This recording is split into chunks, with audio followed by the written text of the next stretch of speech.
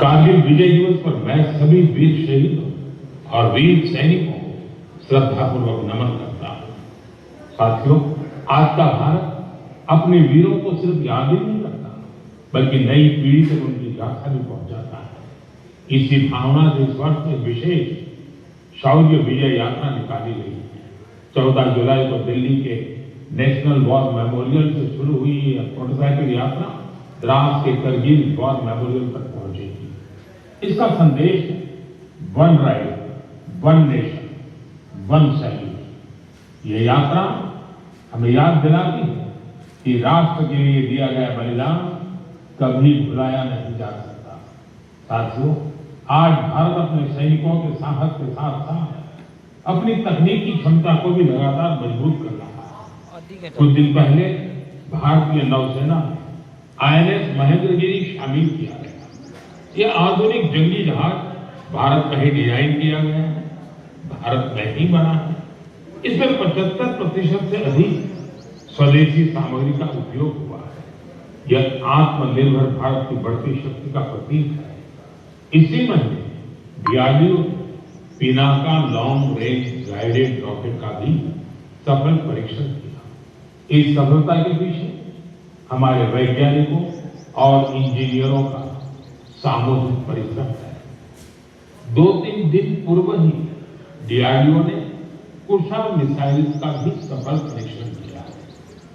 साथियों, आज रक्षा उत्पादन हो, रक्षा निर्यात हो या मित्र देशों के साथ राजनीतिक सहयोग, भारत लगातार नई ऊंचाइयों की ओर बढ़ रहा है। इस महीने की शुरुआत में मैं इंडोनेशिया में था, जहां ब्रह्मोस और अस्त्र मिसाइलों के लिए एक बड़ा समझौता हुआ है। 2 कारीगरों को एक चटाई बनाने में करीब 4 दिन लगते हैं।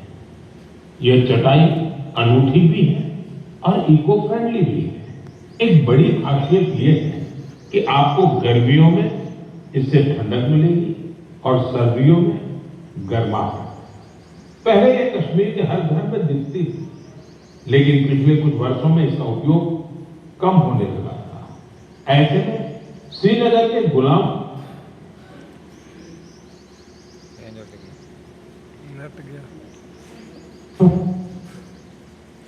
हुसैन जी और उनकी बेटी तंजिला जी ने एक संकल्प लिया।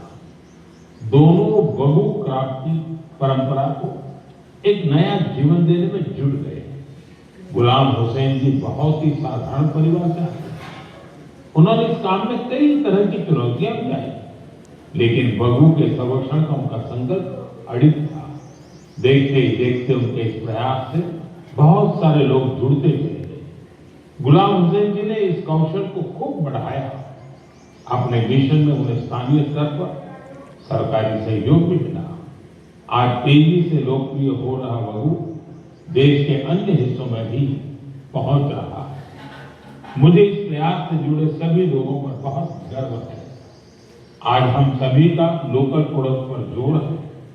हम वोकल फॉर लोकल के मंत्र को लेकर चल रहे हैं।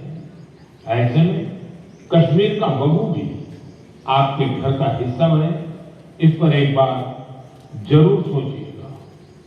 साथियों, हमारे देश में चाय सिर्फ एक पेय नहीं है, ये अपनापन भी है।